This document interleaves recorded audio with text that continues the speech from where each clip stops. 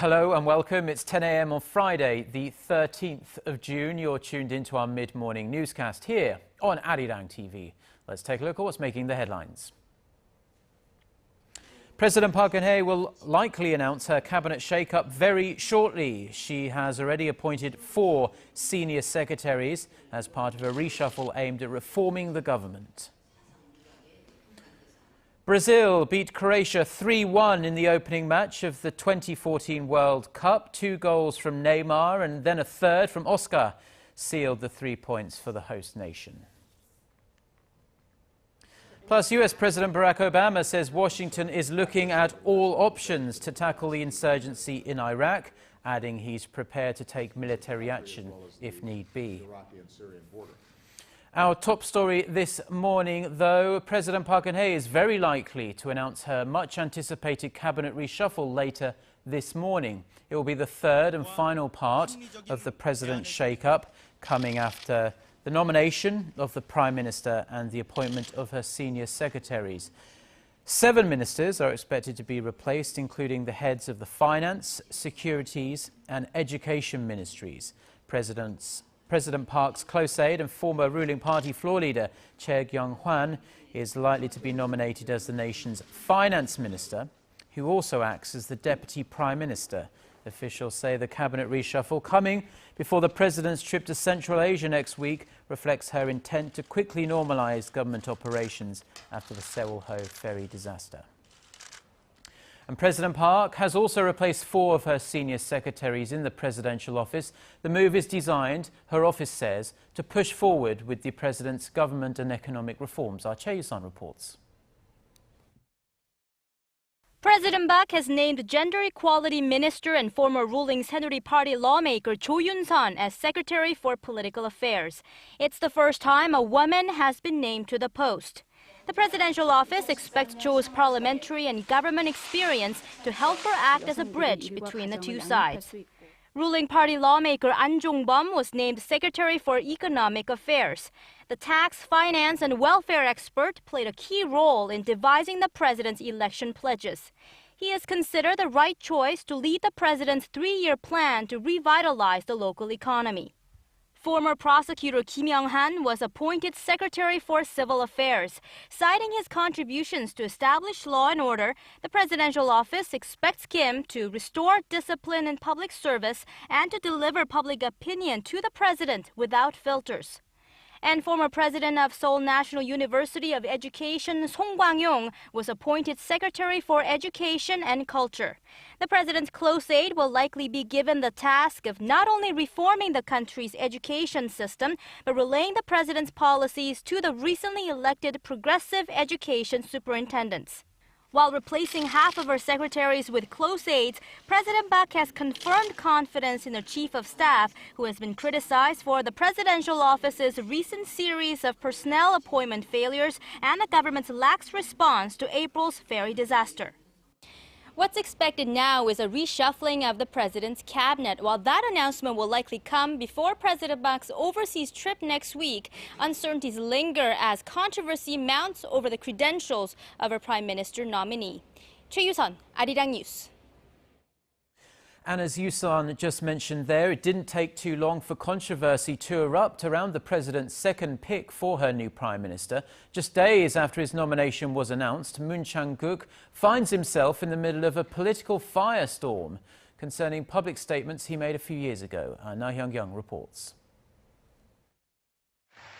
During a lecture at his church 3 years ago, Prime Minister nominee Moon Chang-guk said Japan's forced colonization of the Korean peninsula in the early 20th century was part of God's will to awaken the Korean people. He added God also divided the 2 Koreas and that if the Korean peninsula had been an independent state at the time, the South would have settled on communism. At a lecture the following year, the nominee put his ultra-right views on display again, saying Korea was able to enjoy economic development by adopting technologies from Japan during the colonial era, adding that it was a geopolitical blessing from God. He also said Korea was liberated from Japan not because of the people's independence movement, but because it was granted to Koreans by the will of God. In response, ruling Saenuri Party floor leader Lee Won-gu said he believes the comments were not ill-intended, but a small group of junior lawmakers from the ruling party has called on Moon to step down. The opposition New Politics Alliance for Democracy's co-leader An Chol-soo also called on President Park to withdraw Moon's nomination, saying it would be the right decision if she doesn't share his views. The man in question said it was regrettable that his comments were misinterpreted, but at the same time seemed firm that he had no intention of apologizing. 나현경, 아리랑 뉴스. Now, staying in domestic politics, and the new floor leader of Korea's main opposition party has called on Parliament to concentrate their efforts on improving inter-Korean relations and carrying out sweeping government reforms. Our political correspondent Ji Myung-gil reports. Addressing a full National Assembly on Thursday, Park Geun-hye, floor leader of the main opposition New Politics Alliance for Democracy, called for an inter-Korean summit as soon as possible. The National Assembly should create a special committee that will focus on preparing an environment for peaceful reunification of the Korean Peninsula. Park also called for reviving past agreements with North Korea, such as the September 19th joint statement of 2005, which calls on Pyongyang to give up its nuclear programs in exchange for economic and political concessions. The floor leader also pushed once again for a thorough investigation into April's ferry disaster. An investigation without boundaries is the order from the people. The very first task for the National Assembly in the second half of the year is to conduct a thorough probe into the Sewol-ho ferry tragedy. Park made a case for comprehensive reforms in the government and parliament, saying failures in the government system were one of the causes of the accident. She also sounded the alarm about the nation's aging nuclear power plants. A nuclear power plant disaster is like an atomic bomb. The nuclear industry has been tarnished with corruption scandals, which sets the stage for a major accident like the ferry disaster. The main opposition floor leader called for anti-corruption bills targeting high-ranking government officials to be swiftly passed at the National Assembly. She said that Korea's bureaucrats have long enjoyed landing jobs after retirement at companies and public institutions, which has contributed to the lax management of safety regulations. Park also pledged that the main opposition alliance would make Korea a better place to live by reducing youth unemployment, household debt, and the growing social income gaps. Ji Myung-gil, ARIRANG News. North Korea has received an even sweeter offer from Japan to restart its investigation into the abduction of Japanese nationals in the late 1970s and early 80s. Japan's Chief Cabinet Secretary Yoshihide Suga said on Thursday that Tokyo would lift sanctions against North Korea as soon as Pyongyang launches a special reinvestigation committee on the abduction issue. This differs from the original promise made last month when Japan said it would lift 3 sanctions at an unspecified time against North Korea. The sanctions include a travel ban between the two Koreas, lifting that travel ban, lifting a ban on money transfers, and lifting the ban on North Korean ships' entry into Japanese ports. North Korea admitted in 2002 that it had abducted 13 Japanese nationals, but Japan claims many more were kidnapped. Now, South Korea is once again calling on Japan to sincerely reflect upon and to take responsibility for its sex slavery system during World War II. Speaking at an international summit on wartime sexual violence, a high-level Korean official said Japanese recognition of its past could prevent future cases of mass rape during times of war. Connie Kim reports. Korea has once again called on Japan to repent and compensate for the women it forced into sexual slavery during World War II. Speaking at the Ending Sexual Violence and Conflict Summit in London on Thursday, Korea's second Vice Foreign Minister Cho Tae-yeol said Japan's horrific crime should never be repeated and swift action needed to be taken for the sake of the victims. The Japanese government needs to acknowledge its responsibility for the comfort women issue, make an official apology, and take responsible measures in order to prevent such tragedy from happening again. The minister emphasized that Tokyo recognizing its past wrongdoings and taking action are needed to move forward. We will not be able to construct a sexual violence-free world if there is no repent, apology, and probe into past crimes.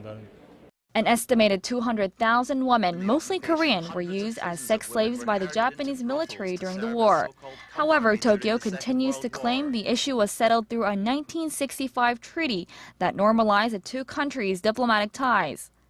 The London summit, the largest of its kind, hopes to find ways to bring an end to war zone rape in parts of Africa and the Middle East. Bringing together more than 100 countries, the four-day summit hopes to come up with practical measures to prevent wartime sexual violence and expand international support for the victims. Connie Kim, ARIRANG News. Said that a team of South Korean... Get connected to Korea and the world. Join us every weekday for the latest developments out of Korea, Asia, and beyond. On air, on your mobile, and online, we lead the way every day. ARIRANG News. To try and resolve the crisis in Ukraine, the European Union also offers 15 billion. The Bank of Korea has kept its key rate at 2.5% for the 13th straight month in June. The central bank says it's keeping a close eye on the impact of the Sewol-ho ferry disaster back in April. Our Park Geun-hye has the details. Concerns over the ferry tragedy in April are spreading as it's slowing down the pace of Korea's economic recovery. While deciding to keep the key rate steady at 2.5% this month, Governor Lee Ju-yeol said Thursday that Korea's central bank is keeping a close eye on whether the ferry disaster will have a long-term impact. If domestic demand picks up in the near future, I believe the economy will grow as we expected. We are closely monitoring the possibility that the ferry disaster will have a negative impact going forward for a longer period of time. In its latest growth forecast, the central bank said the domestic economy will grow 4% this year. Based on the circumstances of the outlook, Lee made it clear that any future monetary decision would include a rate hike. Nomura analyst Michael Na, however, downplayed concerns of the ferry disaster and said the current key rate is very accommodative for the economy. Export has picked up, but recently because of the ferry disaster, it seems like things have sort of halted, but I think that's only a temporary issue. Na added that there could be a rate hike in the cards for Asia's fourth largest economy, which is heavily dependent on exports. We do think that the global economy recovery is starting to accelerate, and we think that a timing of a rate hike will be sometime in first half next year. Now, all eyes are on the central bank's next move in July, when it will release a new growth outlook and give a clearer indication for the path of a rate change. Park Geun-hye, ARIRANG News. Samsung is still going very strong. When it comes to net sales, Samsung Electronics finds itself at the very top of the global ladder. An annual report from Deloitte, which tracked the sales of 250 global consumer product companies, shows that the Korean tech giant raked in about $179 billion in sales around the world in 2012, the second straight year that Samsung came in at number one. It was followed by Apple and Nestle. LG Electronics also cracked the top 10 with net sales of about $45 billion. Now, a very exciting time for football fans because the 2014 World Cup kicked off a few hours ago with the opening match, seeing host country Brazil beat Croatia 3-1. We'll have more on that in just a moment. But first, our Song Ji-sun has a wrap-up of the history of the tournament, how this year's Korean squad might fare, and how the Korean economy stands to benefit from this global event. The World Cup is back in the country that has won the trophy 5 times already. With Europe taking the past 2 World Cup trophies, South American footballers are eager to bring it back home. But how will Team Korea fare? Looking at past World Cups, they presented us with the miracle of finishing 4th at the World Cup held at home back in 2002, but they haven't been so brilliant since. In Brazil, their first match against Russia will be pivotal to boost the team's confidence and to earn game points ahead of Belgium and Algeria. As all matches are scheduled to start in the early morning hours here in Korea, it will be difficult for a lot of people to watch them along with friends and some cold beverages like in years past. While restaurants and bars may not be seeing much of a rise in revenue, television manufacturers stand to benefit as people take this as an opportunity to upgrade their TVs so they can watch the games in higher definition in the comfort of their own homes. But of course, the official sponsors will likely see the biggest returns. Hyundai Motor Group is the only automaker among the 6 FIFA partners, and to maximize their return on investment, the World Cup itself must be a hit in terms of viewer ratings. Both the US and Europe have less than a 4-hour time difference with Brazil. That makes it easier to attract potential market consumers to watch the games. Hyundai and Kia Motors have been launching new models in the US and Europe from March to July, which can maximize the promotional effect, coupled with the World Cup. Analysis by Hyundai and Samsung Research Institute suggests that if Korea advances to round of 16, the nation can expect $1.3 billion worth of brand publicity. But if they don't make it past the group stage, the effect will be a mere $450,000. 송지선, 아리랑 뉴스.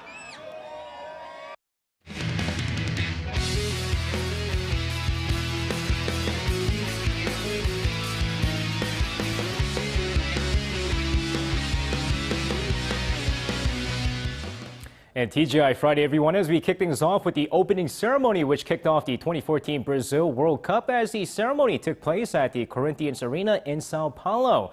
And of course, with thousands of fans at the stadium, there were some interesting performances to kick off the 2014 Brazil World Cup, including rapper Pitbull and singer J-Lo.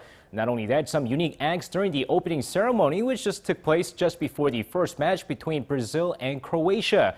But the most interesting part of the ceremony has to be a paraplegic fan taking the first kick in an Iron Man-like suit. And of course, at 5 p.m. local time or 5 a.m. Korea time, Brazil kicked off the tournament with their match against Croatia for their Group A matchup. Now, not the best start for Brazil, as Marcelo in the 11th minute scored an own goal, giving Croatia the early 1-0 lead. But Neymar answers back in the 29th minute, scoring a brilliant goal to make it 1-1.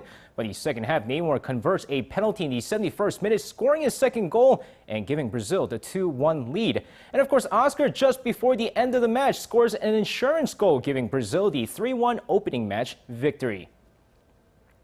So now that the 2014 Brazil World Cup has kicked off, we can look forward to the South Korean national football team trying to advance from Group H. But after 2 heartbreaking losses, what do they need to do? Well, now, of course, we talked about the different formations, and manager Hong Myung-bo likes to utilize the 4-2-3-1 formation and can even switch to the 4-4-2 formation, so can't change that. But what the players really need to work on is their confidence, and this is especially for the offense. Aside from Son Heung-min, many of the players can be seen trying to make sure they have the perfect angle before making each shot, and by then it's too late. And of course, as for the defense, they really need to communicate more and focus more, but number one priority is having that confidence. And now finishing things off, without the Seoul City Hall available to the Red Devils supporter group for the World Cup, venue for the street cheering was an issue, but looks like they finally have that venue. Of course, with the Seoul City Hall being used as one of the memorial sites for these Sewol-ho ferry victims, the Gwanghwamun Square in central Seoul was initially rejected by the city officials due to safety concerns. However, on Thursday, it was announced that the Gwanghwamun Square will be used as the main venue, with the officials set to finalize everything real soon. Meanwhile, the city officials added that safety will be the most important thing. And that's going to wrap it up for me. This has been SJ. Have a great rest of the day, and see you guys again for your sports needs.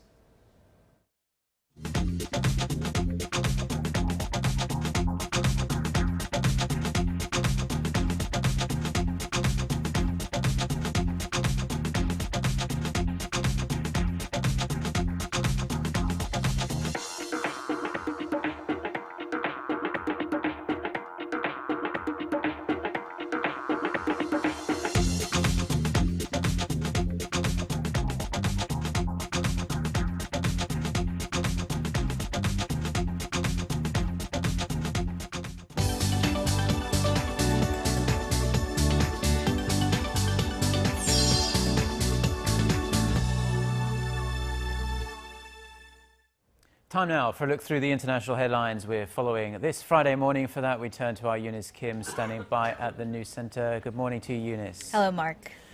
Now, we're getting reaction from Washington now on this extremely fast-moving insurgency in Iraq.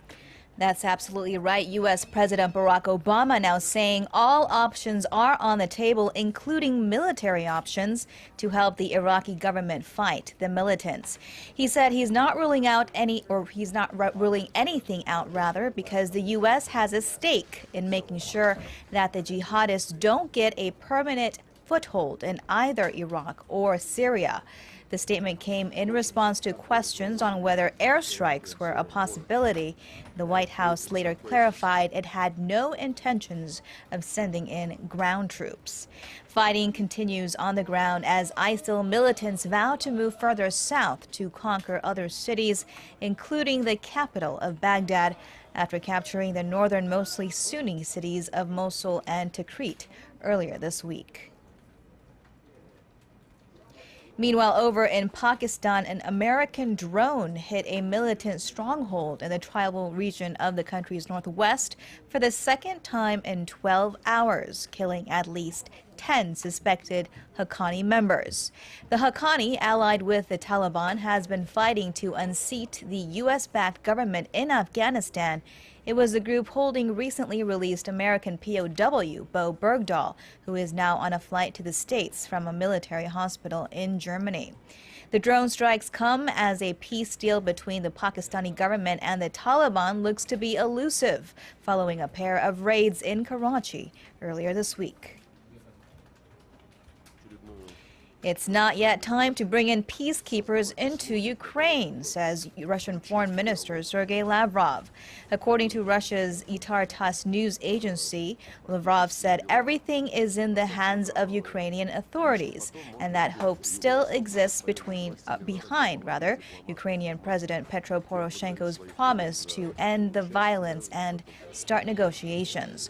Russia will, however, submit another draft resolution on Ukraine to the UN Security Council on the, quote, alarm at the lack of progress to reach those ends.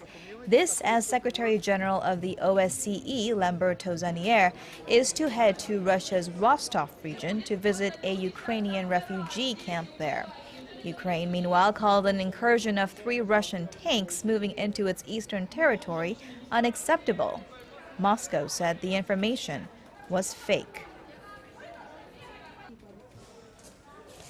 And finally, half of all deaths of children under 5 years of age is caused by malnutrition, according to a new report by the UN's Food and Agriculture Organization. That amounts to more than 3 million children every year, while some 162 million are left stunted by chronic malnutrition. Important advances have been made in the fight against hunger since the early 1990s, FAO's head said, but the progress has been insufficient and uneven. On the other side of the spectrum, some 500 million children are said to be obese.